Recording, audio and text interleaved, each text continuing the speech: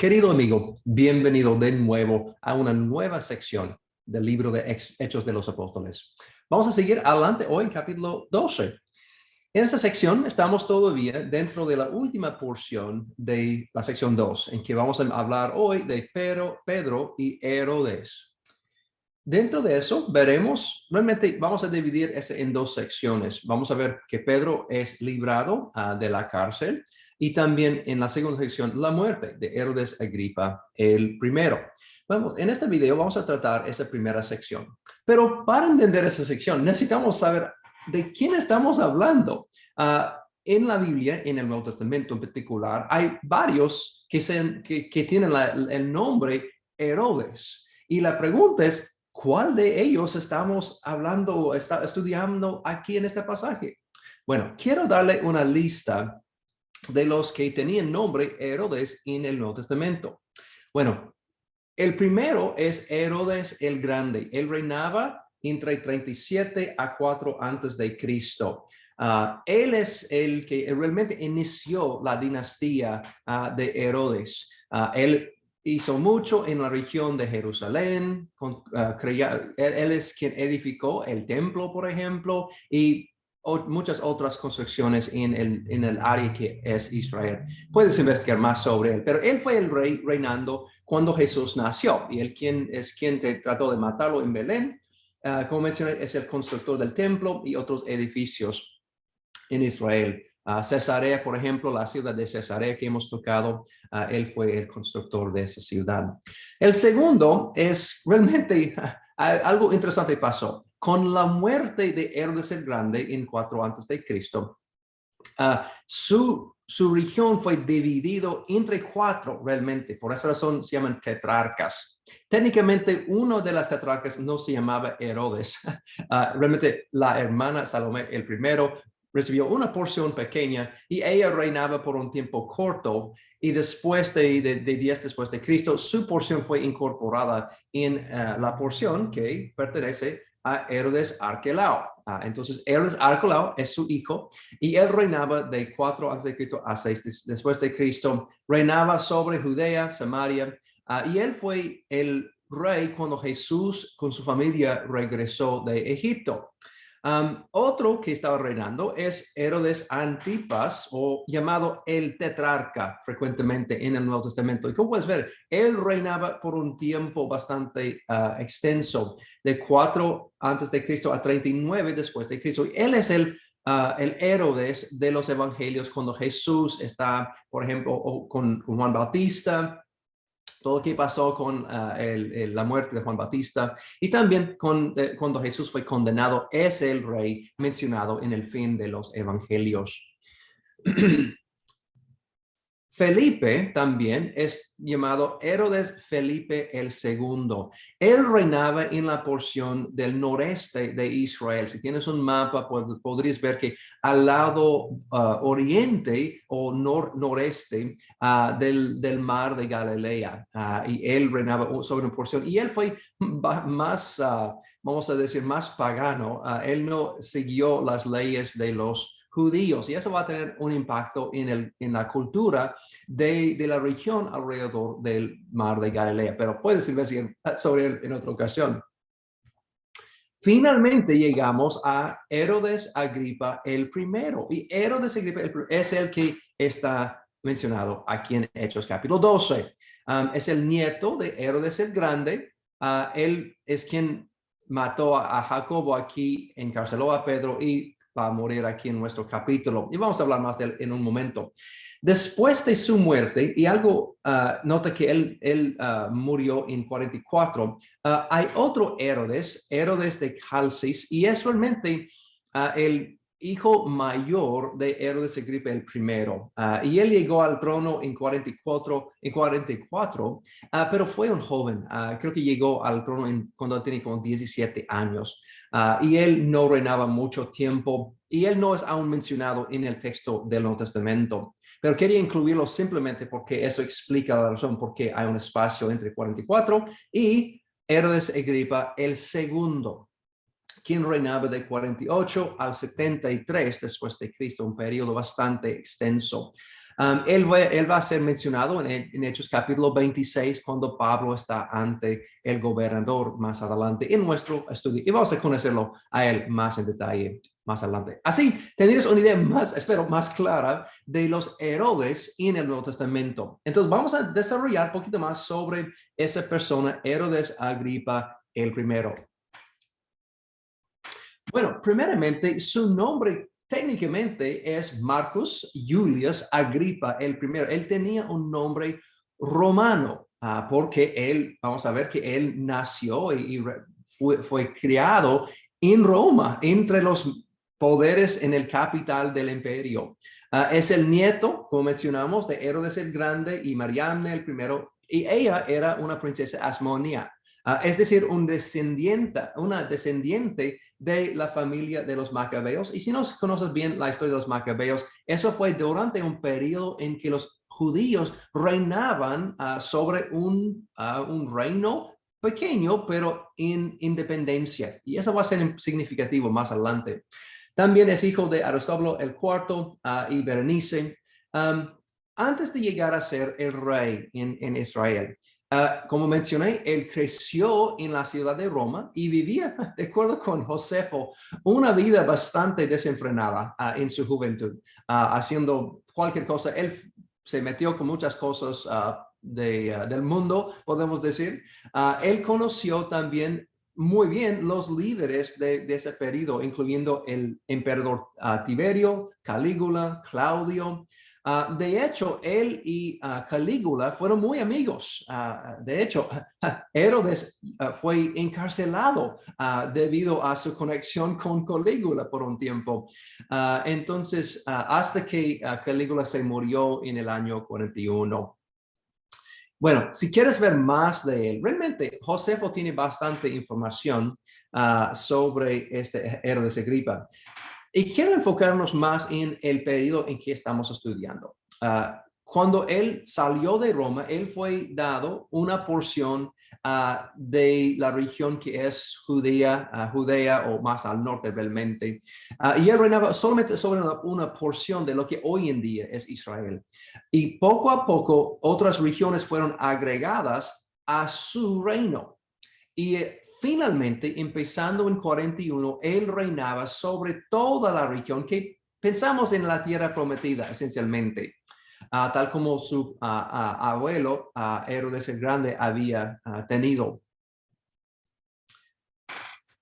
Como mencioné, él recibió poder poco a poco y en 41 después de Cristo está reinando sobre todo. Y él va a estar reinando sobre toda esa región desde 41 al 44. Algo muy interesante de eso es que él reinaba sobre Israel durante un periodo en que no hubo un gobernador romano. Si recuerdas, por ejemplo, durante el periodo de Arquelao y de Herodes el tetrarca, que cuando Jesús fue llevado antes del gobernador Pilato, Pilato realmente fue la persona que controlaba la región. Y el rey está en cierta forma bajo del poder del gobernador.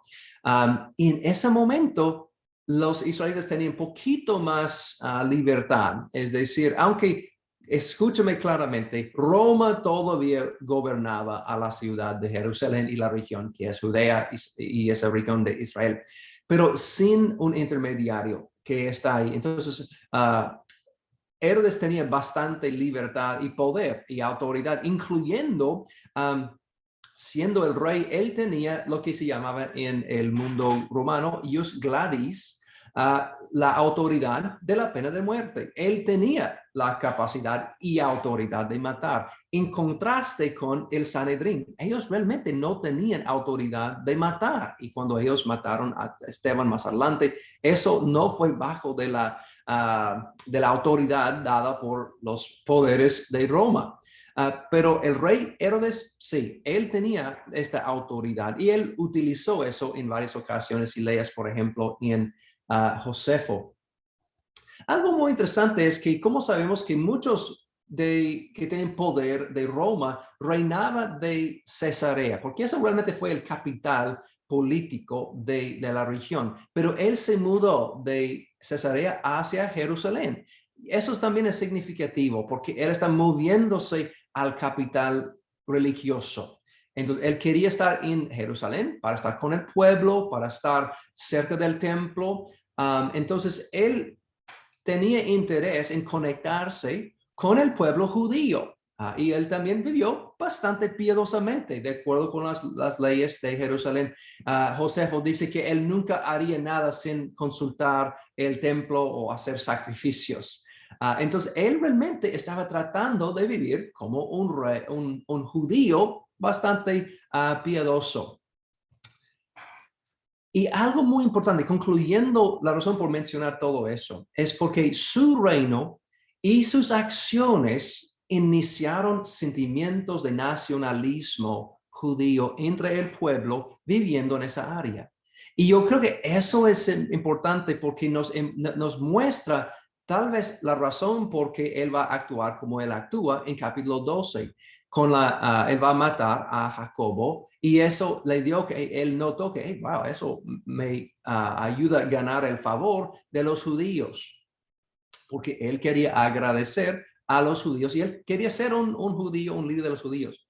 Y tal vez eso indique que tal vez el pueblo está acercándose a él para respaldarlo y tal vez pensando, tal vez él sería el que nos libra del poder de la autoridad de Roma. No sé, pero es posible que eso inició elementos de nacionalismo y realmente y lamentablemente ese desarrollo de nacionalismo va a seguir creciendo desde los 40 por las 50 y llegaría a su fin en los 60 cuando Jerusalén es completamente destruido por los romanos en 70 o concluyendo en 70. Entonces todo inició con ese periodo con Herodes el primero.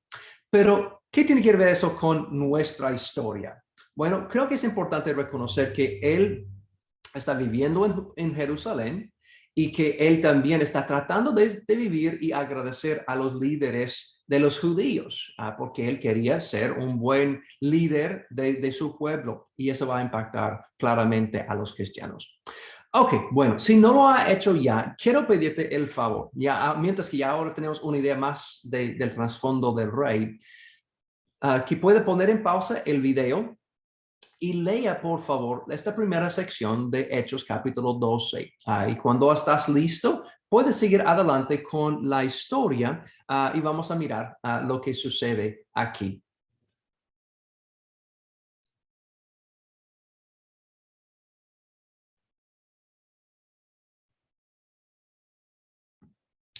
Ok. En los primeros versículos notamos que Herodes está reinando y en versículo 2 inició una persecución contra los cristianos. Y es interesante que había sido paz en la región desde capítulo 9, después de que Saulo había cesado su trabajo. Parece que hubo bastante paz en esta región. Ahora inicia de nuevo. Y algo que no pasamos por alto es que Jacobo no es el único que es perseguido. Dice que que el rey llevó unos cuantos de los creyentes y no sabemos lo que se sucedió con ellos tampoco. Pero Jacobo fue encarcelado y es el Jacobo, hijo de Zebedeo. Si recuerdas los dos hermanos, Jacobo y Juan, o Santiago y Juan, entonces él es matado aquí y por Herodes el primero. Y ocurrió, interesantemente, de acuerdo con versículos 3 a 5, durante la fiesta de los panes sin levadura y la Pascua. Y eso coincide exactamente con el mismo tiempo en que Jesús fue crucificado. Obviamente, si recuerdas la historia, ha pasado unos 10, 12 años desde la crucifixión, pero exactamente coincide con el mismo periodo de tiempo. Si quieres, no, realmente Lucas no elabora en lo que sucedió con Jacobo y su muerte. Pero si quieres ver más de tradiciones, aquí puedes consultar Eusebio. Eusebio fue un historiador de la iglesia más adelante y en su obra Historia Eclesiástica puedes ver mucho más sobre el desarrollo de la iglesia. Pero algo notable que quiero mencionar aquí, es importante reconocer que cuando Jacobo fue matado, el cuerpo de liderazgo, los apóstoles, no trató de reponerlo. Tal como que hemos visto en capítulo 1, cuando se fue Judas, ellos repusieron a Judas, pero en el caso de Jacobo, no. Y es interesante que desde este momento y adelante, van a llamar típicamente a los apóstoles los 12. Y eso quedó como un grupo muy especial. Y no están constantemente, pues, cuando alguien se muere o es matado, es repuesto por otro para mantener la cadena. No se ve. Cuando terminó su vida, eso también terminó en cuanto a los 12. Entonces, poco a poco van a estar siendo matados sobre el siglo, el primer siglo. Pero es interesante que no repusieron con otro apóstol.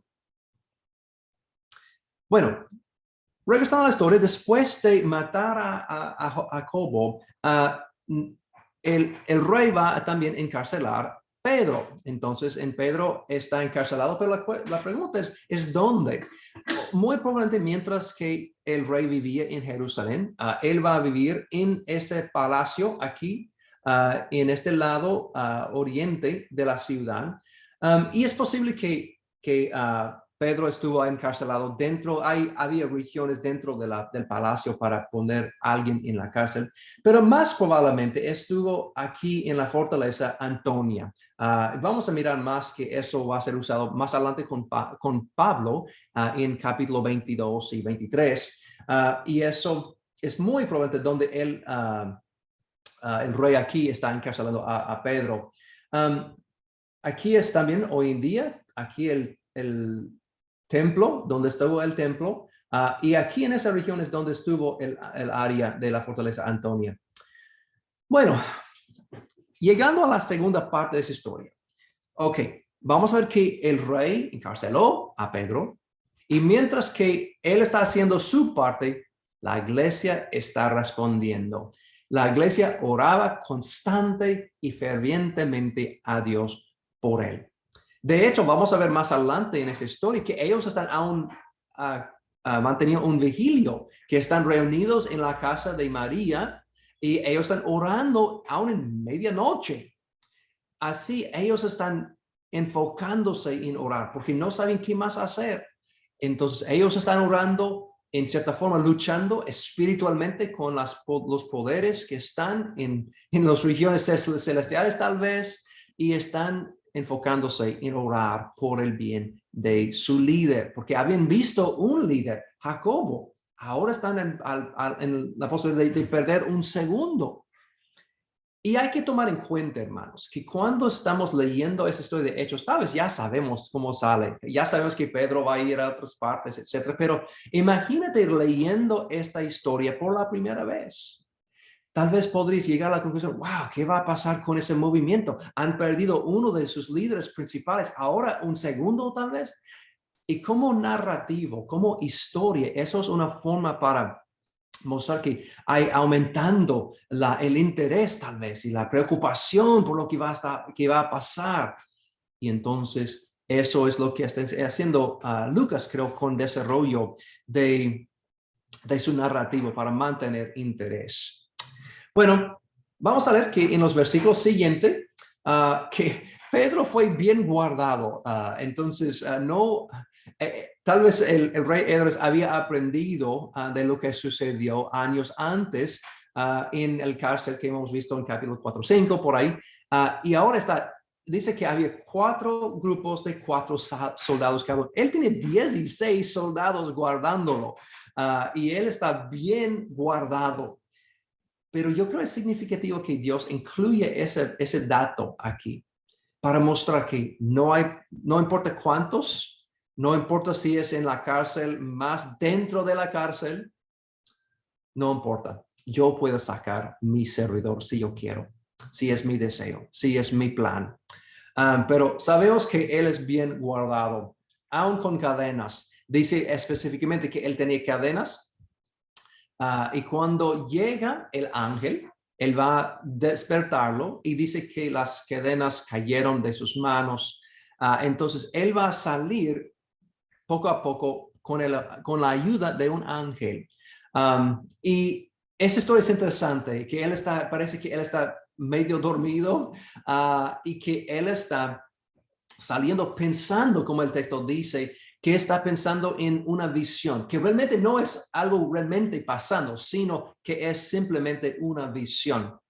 Eso tal vez puede darnos unas pistas de qué tipo de visiones que él había tenido. Cuando él vio, por ejemplo, la visión en capítulo 10, aparentemente fue tan real que parece como él está teniendo otra visión aquí en capítulo 12. Así, tal vez eso nos da una idea de vamos a llamar, la calidad de visiones que él había tenido y cómo son visiones tal vez de Dios, bastante claro, tal como si fueran reales, eventos reales, eventos pasando en nuestras vidas. Bueno, entonces dice que ellos empiezan a salir y llegan a la puerta de hierro que daba a la ciudad. Muy probablemente se refiere a eso es un modelo, obviamente, pero eso estaría más o menos donde estuvo la puerta de la salida de la fortaleza Antonia. Y interesantemente dice que la puerta se abrió sola.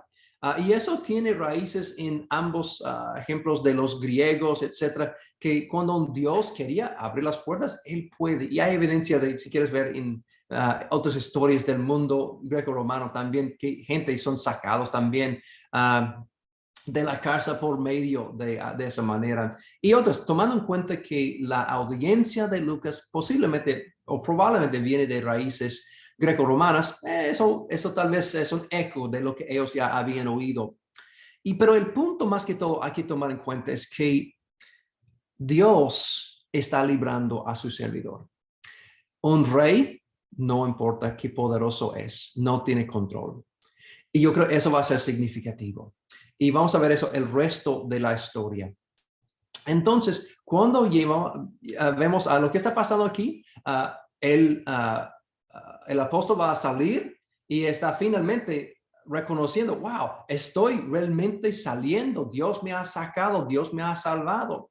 Y él va a ir a la casa de una hermana en la iglesia, María. En versículos 12 al 17, leemos que él llega a la casa de María. Y eso es probablemente, como tenemos aquí, lo que es hoy en día una iglesia ortodoxa siríaca. Entonces, y eso también es la madre de Juan Marcos, que vamos a conocer más adelante en la historia en capítulo 13 y también en 15, que es la madre de ese muchacho que va a ser parte del grupo misionero en capítulo 13.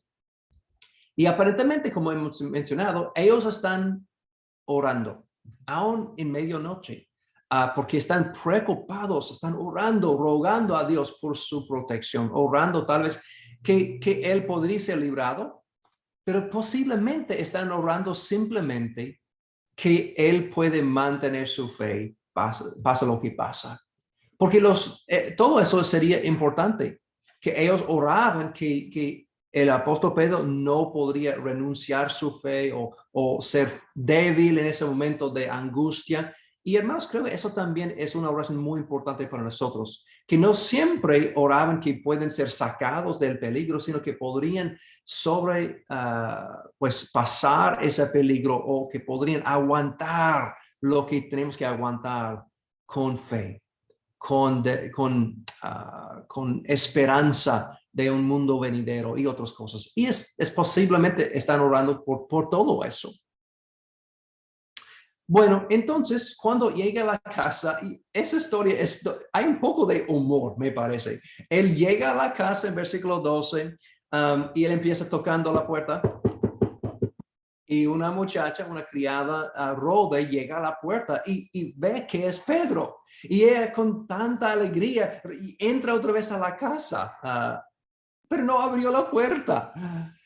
Y hay un poco de algo chistoso. Ella entra, ella dice, hey, está Pedro, Pedro está a la puerta. El grupo no recibe esa información como, está loca esa muchacha. Entonces Pedro tocando todavía y están pensando, y yo creo que los lectores están pensando, qué chistoso es esta historia. Pedro ha sido librado. Dios habría abierto las puertas de la cárcel, pero no abre las puertas de la casa de la iglesia. Y creo que eso es un evento histórico, pero yo creo que Lucas lo incluyó como un buen historiador, que hay momentos de humor. Y yo creo que eso es a propósito literariamente hablando, para mantener el interés del lector. Yo creo que eso es parte de su trabajo como autor. Pero me encanta esa historia. Bueno, eventualmente ellos abren la puerta pero para permitirle entrar. Y él va a hablar con los grupos y después va a salir. Pero quiero tratar tres cosas dentro de este momento. Número uno, cuando Rode entra a la casa y anuncia que Pedro está a la puerta, la gente, la iglesia responde, no, tal vez es su ángel. Y siempre hay preguntas de qué está diciendo ahí. Bueno, hay tres ideas que yo he escuchado cómo interpretarlo. Uno es como un ángel de guardia. Unos piensan que basado en pasajes por ejemplo, en Tobit, en la Apócrifa, capítulo 5, 4 a 16.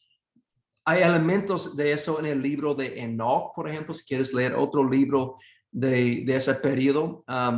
Entre también Daniel, capítulo 10, 20 y 21, y capítulo 12. Posiblemente trata ese tema de un ángel que protege al individuo. Y de acuerdo con la tradición judía, de acuerdo con Barrett, que estoy citando, que en judaísmo ellos pensaban que el ángel de la guardia parece como la persona que están guardando. Entonces, si yo tenía un ángel de la guardia, parece más o menos como yo. Y por eso pensaban que, no es Pedro sí mismo, sino es su ángel que está aquí al frente. Eso es una posibilidad. La segunda opción es que es el espíritu de la persona. Que la idea que, de acuerdo con 1 de Enoch 104, capítulo 104, había una creencia entre ciertos miembros de la comunidad judía que la persona se convierte en ángel después de la muerte, el justo por lo menos. Yo sé que hay ciertas creencias hoy en día sobre esa misma idea. Así tal vez unos pensaban de esa manera, que es el espíritu de la persona o un ángel de la guardia. Una otra posibilidad es más simple. La palabra ángel en griego, ángelos, no significa solamente ángel como nosotros pensamos en ángeles, sino también mensajero.